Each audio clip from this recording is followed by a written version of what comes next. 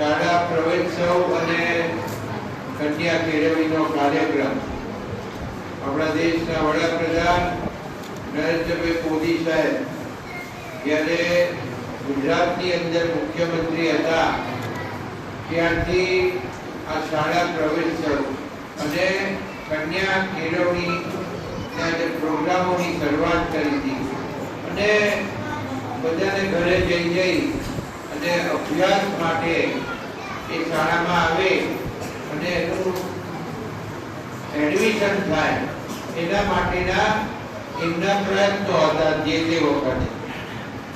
મને આજે કહેતા આનંદ થાય છે કે આ સ્કૂલની અંદર એટલા મોટા પ્રમાણમાં વધારો થયો છે કે પહેલેથી આ સ્કૂલમાં તો ચીફ હતો એટલે એ પહેલા હતો ત્યારથી અહીંયા આવું છું અને હું કાયમ બોલતો હતો કે આપણા બાળકોને ભણાવવા જોઈએ અને ખાસ તો હું સરપંચોને પંચાયતના સભ્યોને એમના વાલીઓને ખૂબ વિનંતીઓ કરતો હતો કે આપણા બાળકો જો નહીં ભણે તો મજૂરી કામે જવું પડશે અને છોકરાઓને પણ પ્રોગ્રામની અંદર કહેતો હતો છોકરા છોકરીઓ બંને કે આપણે ફરજિયાત ભણવું પડશે કે આવનારા દિવસો જે ભણશે નહીં એના માટે નકામા બનશે અને આપણે મજૂરી કામ કરવું પડશે. એટલે તે વખતે હું છોકરાઓને કહેતો કે બોલો તમારે મજૂરી કામ કરવું છે કે ભણવું છે? હવે તમને પૂછું છું, તમારે મજૂરી કામ કરવાનું છે ભણવાનું છે? એક સાથે બોલો બધા, ભણવાનું છે ને? બરાબર. તો ઘણી ઘણી મોટા થઈ અત્યારે તો 11માં ને એમાં 85 કેટલા 85 છોકરાઓ છે ને, 86 છોકરાઓ. એટલે તમે વિચાર કરો કે પીપળા જેવું ગામ એમાં બિલકુલ ઓછું શિક્ષણ હતું, પણ જ્યારથી મોદી સાહેબે આ શાળા જે પ્રવેશોત્સવનો કાર્યક્રમ અને આ કન્યા કેળવણીનો જે કાર્યક્રમ શરૂ કર્યા ત્યારથી જે આ શરૂઆત થઈ અને આ ગામની અંદર આટલો મોટો બદલાવ આવે ને એ તો બહુ મોટી વાત કહેવાય. કારણ કે અત્યારે તો ટાર્ગેટ આપ્યા છે સરકારે કે ભાઈ અગાઉથી તમને કહી દીધું છે, લિસ્ટ આપ્યું છે, તો લિસ્ટની અંદર તમે આટલા છોકરાઓને પ્રવેશ આપવાનો છે, આટલા છોકરીઓને પ્રવેશ આપવાનો છે, એ સંખ્યાને નામ સાથે આપ્યું છે. મળી ગયું ને? પ્રિન્સિપાલ કઈ ગયા? મળી ગયું ને? તો એમાંથી કેટલા આયા? 35. અને જેને અભ્યાસ છોડી દીધો હોય, જેને અભ્યાસ છોડ્યો હોય એનું લિસ્ટ પણ તમને આપ્યું છે. હા, હાઈસ્કૂલમાં આપ્યું. તો હાઈસ્કૂલના કોણ છે પ્રિન્સિપલ? 8 જણા પૂર્ણ પ્રવેશ.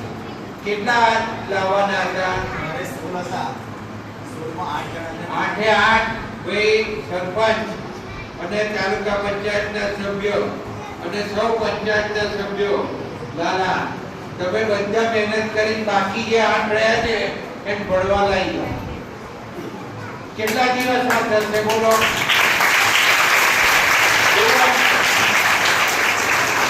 લિસ્ટ આપી દો આ લોકોને, કે લિસ્ટ આપી દો એ લોકોને. એ 8 જે બાકી છે એનો પ્રવેશ થઈ ગયો જોઈએ શાળામાં અને એમને ભણાવવાના જ છે આપણે, પણ તમારે જવાબદારી લેવાની. બરાબર? ધરમથી કોઈ ડેપ્યુટી તમારે જવું પડશે, એટલું બીજું કામ ના કર્યા કરો, આ કામ કરવું પડશે આપણે. એટલે જેટલા બાકી છે બધાના એડમિશન થઈ જવા જોઈએ. બોલો ક્યારે આવું પાછો? થઈ જશે ને? એટલે મને ઘરે આવીને મળી જજો કે એડમિશન થઈ ગયા ભણવા આવે છે. બરાબર? અને એના મા બાપને બી બોલાવજો, બોલાવીને બેસાડીને સમજાવીને ભણતા કરો છોકરાઓ. કારણ કે આપણા સરકારનો માન્ય મુખ્યમંત્રી શ્રી ભૂપેન્દ્રભાઈ પટેલ સાહેબનો ખાસ આગ્રહ છે કે એક પણ બાળક અભ્યાસ વગર વંચિત ના રહેવું અને એના માટે ખાસ કરીને આ વખતે જે અલગથી વ્યવસ્થા કરી છે એના ભાગરૂપે જ્યારે આ કામગીરી થતી હોય ત્યારે પ્રિન્સિપાલ શ્રી અમે તમારી સ્કૂલમાં તમને ખબર હતી કે હું આવવાનો છું તો તમારી જવાબદારી હતી સ્કૂલનો અહીંયા તમારે પ્રવેશ અપાવવાનો હતો તમે નથી અપાયો આ કામ બરાબર થયું નથી પણ આજે હું આ બધાને તમારી જોડે જોડું છું અને સ્કૂલના ટ્રસ્ટીઓને જોડું છું કે મહેનત કરી અને તમે જે બાકી હોય એ બધાને લઈ આવો. My school is one such future-ready school where I understand each and every concept taught in the class and don't rote learn, where teachers don't just use books and blackboard to teach but use new ways of teaching and learning like audiovisual learning, activity-based learning and group activities, which enhances my conceptual understanding. My school also teaches coding, which is an important 21st century skill. Not just that, I get an opportunity to showcase my skill on a national platform. And with all this, I acquire important skills that make me future ready and confident. Would you also like to know where is my future ready school? Visit now and see for yourself.